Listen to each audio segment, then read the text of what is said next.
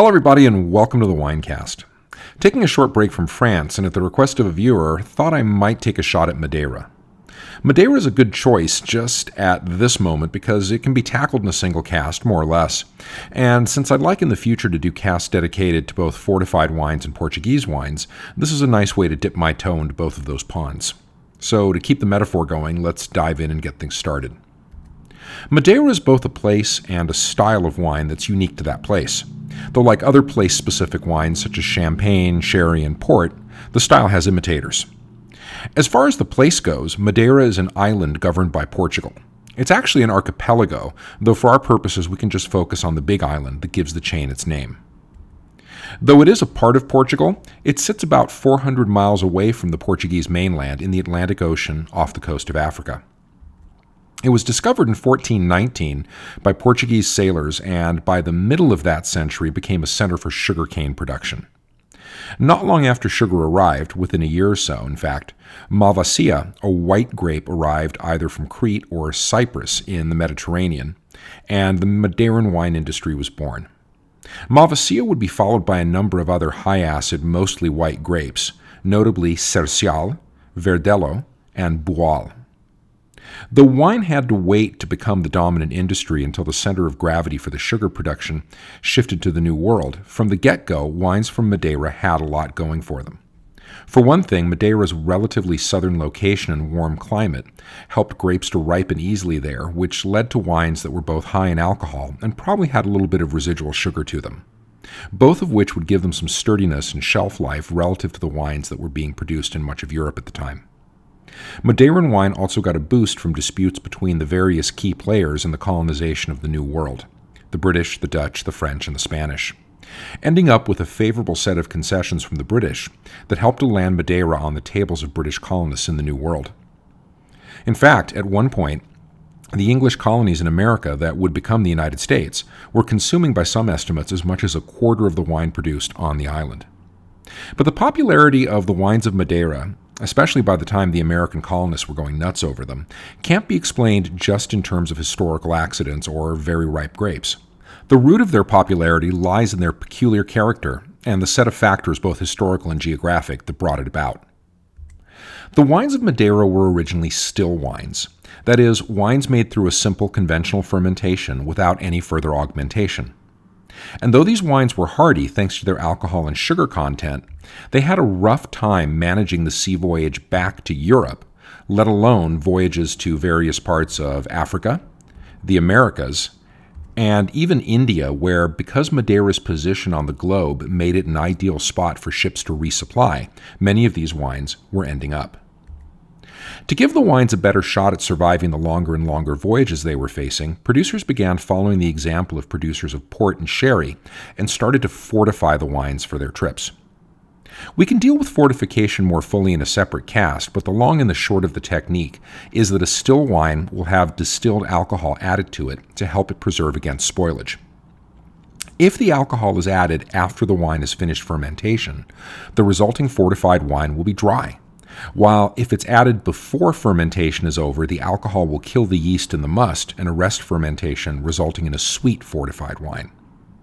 Fortification was a no-brainer on Madeira, where sugarcane was a key agricultural product and alcohol was being distilled from the cane juice.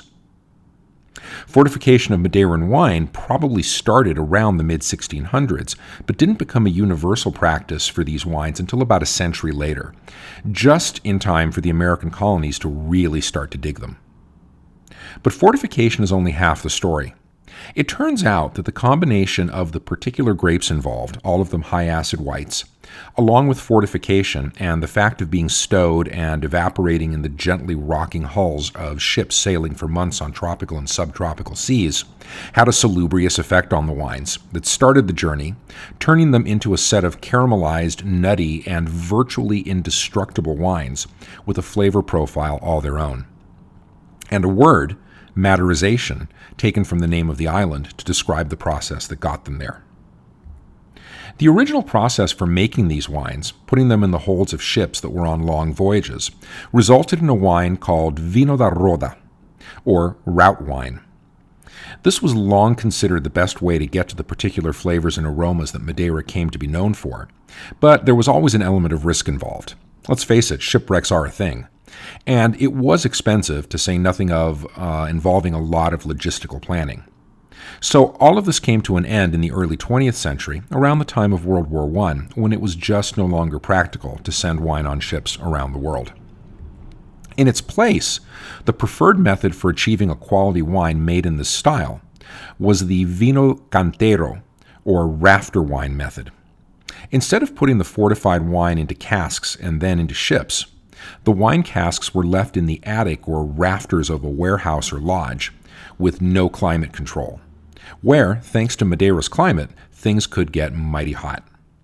This process could yield quality similar to that of vino da roda, but it took longer, and a minimum 2 years of this type of aging is required for wines using this method.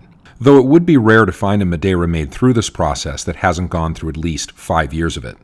And some Madeiras made this way are kept in Cantero from 20 to over 100 years.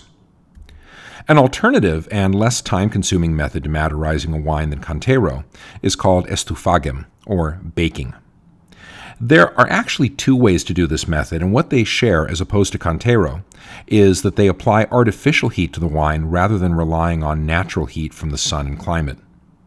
In the first of these methods, cuba de calor, or heat vat, you start with a vat, usually stainless steel, with a heating element inside of it or a heating jacket around it. The vat is then filled with wine, which is heated for about 90 days, which will Madeirize the wine. After this period of heating, the wine is moved to casks to age. This is the most cost-effective way to Madeirize a wine, but it's also the least highly regarded. A second way, called armazém de calor, or heat lodge, also places the wine to be Madeirized in a vat, but then heats the lodge that it's kept in to Madeirize the wine. Since this approach provides indirect rather than direct heat for the wine, it takes longer than cuba de calor, and wines Madeirized this way will be in the lodge for 6 months to a year. This method is a step up from the cuba de calor technique, because like the Cantero method and the vino da roda method before it, the heat is more or less gently applied to the wine, bringing out a more subtle suite of characteristics through the Madeirization process.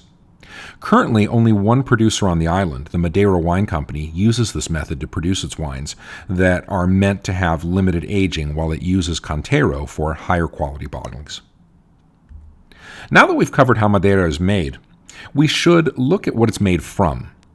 Though for most of its history, Madeira was made from 4 white grapes that have come to be considered the noble or quality-producing grapes of the island, today most Madeira is made from a red grape, Tinta Negra, also known as Negra Mol, that was planted extensively after Madeira was hit by powdery mildew and then phylloxera starting in the mid-19th century. Currently, around 85 to 90% of all Madeira is produced from this grape, with a little help from an even more recently introduced grape, also red, called Complexa. Most critics don't regard Tinta Negra as a quality-producing grape, though more and more it's developing a reputation for an ability to make a good wine. The 4 noble grapes, Cercial, Verdelho, Boal, and Malvasia, that you'll often hear called Malmsey, from a British mispronunciation, had difficulty recovering from phylloxera and are only planted in a limited way and are usually reserved for top-quality Madeira. Though they all share a tendency to produce high-acid wines, each is made into a particular dryness or sweetness style, with Cercial producing the driest wines and Malvasia the sweetest. These 5 grapes account for almost everything that goes into a bottle of Madeira, but a couple of other grapes will make a rare appearance, specifically the white grape Terrantes, that is, by the way, unrelated to the Torrontés grape that is important in Argentina. Terrantes once played a more important role in wine production on the island, but didn't take well to grafting after phylloxera, and is now almost gone, as is the endearingly named red grape Bastardo, which is also known as Trousseau in the Jura region of France. The island of Madeira rises to a fairly high elevation, with its peak at about 6,000 feet or 1,800 meters, and the noble grapes are planted at specific elevations, with Cercial about halfway up the slope, Verdelho a little farther down, and Boal and Malvasia close to sea level. The peak acts like a mini rain shadow, attracting clouds and precipitation that keep the island lush and, thanks to a system of irrigation canals called levadas, waters the vineyards. So, what will you see on a Madeira bottle? Well, Madeiras are ranked in a quality hierarchy that corresponds roughly to the grapes involved and the method used to Madeirize the wine. Apart from Madeira that's seasoned with salt and pepper and produced specifically for cooking purposes, and that you should absolutely not drink under any circumstances, the first step of the hierarchy, curiously but inaptly named finest, is for Madeiras that have only been aged for 3 years and were all almost certainly made by one of the estufagem methods with tinta negra. A step up is 5-year-old reserve, most of which are made by estufagem, but some by cantero, and some even using noble grapes instead of tinta negra. 10-year-old special reserve is made pretty exclusively from noble grapes via cantero. You might see 20, 30, 40, or 50-year-old designations on bottles, but those are rare since wines that a producer has in mind to age this long usually come from a single year and at 20 years become eligible for a vintage designation. Incidentally, wines designated by a year between 3 and 10 are usually blends from different vintages, with an age referring more to a general style or flavor profile of wine than to a specific or average age of the wines in the bottle. In other words, a bottle labeled 5 years old, for example, gets its designation not because it has X amount of 5-year-old Madeira in it, but because it tastes and smells roughly like what a 5-year-old Madeira should taste like. A wine designated a colheita, or a harvest, is from a single year and has been in cask for at least 5 years, and one called frasqueira is from a single vintage that has been aged for at least 20 years in cask. Though the words frasqueira and colheita do refer to wines from a single vintage, you won't find the word vintage on a bottle of Madeira because under Portuguese wine law, it's used exclusively by producers of port. Bottles of high-quality Madeira will often show a single noble varietal, either Cercial, Verdelho, Boal, or Malvasia Malmsey. And prior to phylloxera, these designations were generally accurate, giving an indication of what was at least the major grape in the bottle. But post-phylloxera, when the noble varieties became scarce, many bottles had varietal designations put on them that were more representative of the general style and sweetness of the wines in the bottle rather than the actual varietal. When Portugal joined the European Union in 1986, it had to conform to EU norms for wine labeling, including the requirement that a varietally labeled wine contain at least 65% of the varietal listed. So more recent bottles that show single varietals will be made from at least 85% of that varietal. But again, given noble grape scarcity, that's hard to achieve, and many high-quality bottlings with noble grapes where one doesn't make up 85% of the blend will be released under a brand name and with just a sweetness designation, usually running from dry to sweet, which might, note I said might, give an idea of at least which noble grape is driving the blend. Madeira that's made from tinta negra can only be labeled with a sweetness designation or a brand name, as the grape tinta negra cannot appear on the bottle by law. And if you see a bottle of Madeira labeled rainwater, this is a reference to a specific style of the wine that is light in color and flavor, aged about 3 years, and usually medium dry or about the same sweetness as a Verdelho, though it will be made from tinta negra and not one of the noble varieties, and made through estufagem. There are a whole bunch of stories about how it got that name, so many in fact that it makes you wonder if any of them are accurate. So rather than go through the catalog myself, I'll leave it to you and your search engine of choice to decide which of these you prefer. Finally, what should you try if you're new to Madeira or just want to broaden your experience of it? Well, start by getting something that's at least 5 years old so you can sample something made with noble varieties, though tinta negra is starting to make a bit of a name for itself. Varietally labeled wines will set you back more, but they're worth it if you can afford them. Whatever varietal or style of sweetness you get, expect the wine to have good acid and to feature flavors related to the Madeirization process, like caramel and brown spices like clove and nutmeg. The fruit will also reflect how the wine was treated and come off as dry or concentrated like an essential oil.